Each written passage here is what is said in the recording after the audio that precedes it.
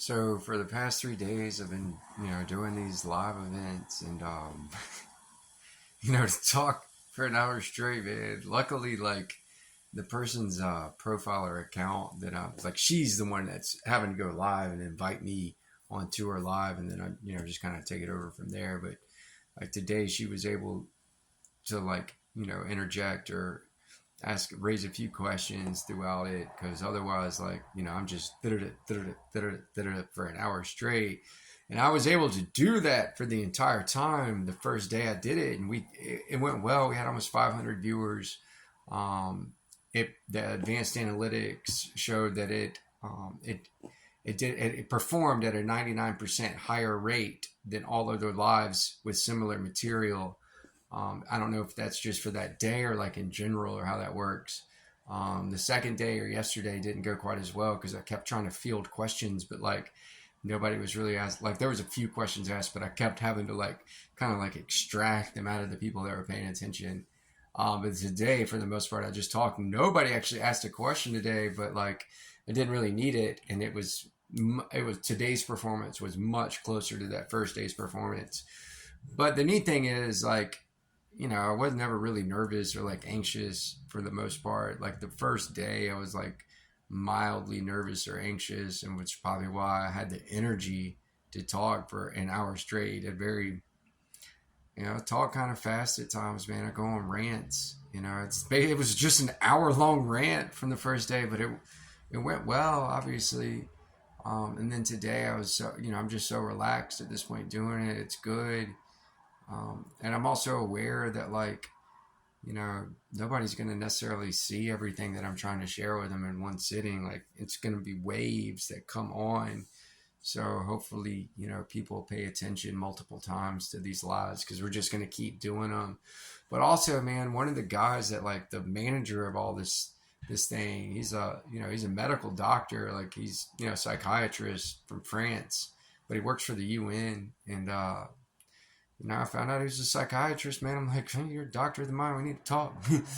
um, and we talked for about an hour this morning, and he's willing to help me get into public speaking. He thinks I have a bunch of information that needs to be shared because, like, of course, someone like him and all educated people, they all just think I'm really smart, and they want me to write a book and things like that. And I just told him like I told him straight up. I was like, what I'm telling you is so. So when I say like, you're just not seeing everything I'm trying to show you in this one instant, he was aware that I'm telling him the truth and he's just not seeing it at all. I was like, just trust me that like there's a greater sense of urgency than me trying to actually sit down, write a book, get it published, and let the information distribute itself that way. I was like, that's just we can't do that in this case. Like I'm gonna have to start speaking in public and I don't have any resources. And he said I could be his resource, or he could be my resource rather. So that was good, man. So things are gonna start happening. Um, I'm just trying to. I have other things that are draining my energy besides those lives. You know what I mean? Once again, try to appreciate the fact that I make this analogy. Like if this is a simulation and it's just all binary code, but we're the binary in essence. Like well, a single bit of binary realized itself as binary and now has learned and knows itself as this binary and is trying to let all the other bits of binary know that it's binary and that we're just simply in some coding within this heinous simulation. And but if enough of us can realize and know ourselves as that, then we can do something about it. What I talked about in the live today, for the most part, or at the beginning anyway, was this just really has to be looked at as Plato's cave, and I'll make a specific presentation about that this afternoon, I guess. But that's how this has to start being acknowledged or understood as the metaphorical allegory from Plato, which is really Socrates, by the way. But Socrates didn't write anything down, so it's basically Plato that carries on Socrates' oratory discourse or spoken words.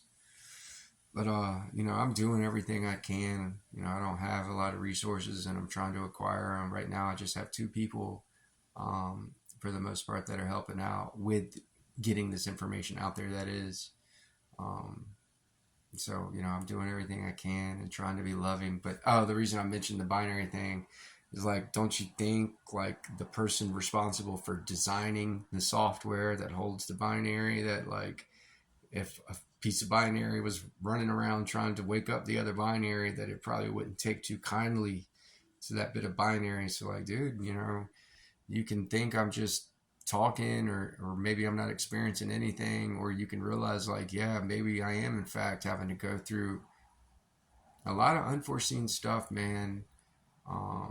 And just, it's not pleasant, but like, it just kind of is what it is, man. It's something, it just kind of comes with the territory, so to speak. You know what I mean? The oldest trope, or the oldest narrative that we have through any sort of, um, whether it be written literature or spoken word, as far as storytelling, is the hero's journey, and that's all you're looking at. And you can consider the hero's journey like Prometheus, but like the story of Jesus and Buddha, Muhammad, like that's still all the hero's journey. Joseph Campbell wrote a book, Hero with 10,000 Faces, that's literally just about this reoccurring theme that's older than time in essence, as far as we're concerned. But yeah, that's essentially all this is. But when you do take this knowledge, when you do realize like this is Plato's cave, a big duty is taken on, or a sense of responsibility. Like you have, it's not whether or not I want to. I don't. If this little sliver of me that's still in there wants to do anything, it's once again, it's just to lay down and love on my cat. That's all I have the energy for. I feel like, but you know, by learning and knowing all this stuff, I simultaneously have taken on a duty and a responsibility to share it with you. And so, like, that's all I can do at this point. A tiger can't change its stripes, so to speak. So, like, when I say it comes with the territory, it's something that literally comes with the territory, and it's in all these stories. It's in Plato's cave. It's in all these stories of these heroes, and all these heroes were individual versions of mine that went on some sort of adventure, and in this adventure, in their exploits, like some insight and knowledge was gained, and it became then their duty to share this knowledge as light, and to be a source of light or knowledge for others, so they can know what's going on. So that's really all this boils down to at this point.